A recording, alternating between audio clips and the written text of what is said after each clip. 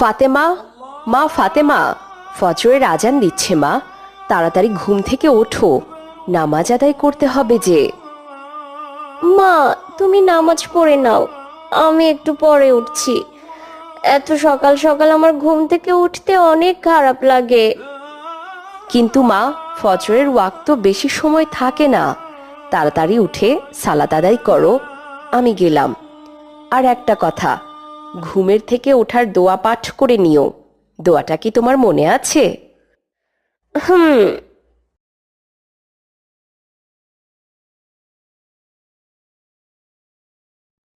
আসসালামু আলাইকুম। ফাতেমা কোথায়? এখনো কি মেয়েটা ঘুমোচ্ছে? ওয়ালাইকুম আসসালাম। হ্যাঁ, মেয়েটাকে কতবার ডাকলাম, কিন্তু এখনো ঘুমিয়ে আছে, কিছুতেই উঠল না। কি বলছো? মেয়েটার এখন 7 বছর পূর্ণ হয়েছে।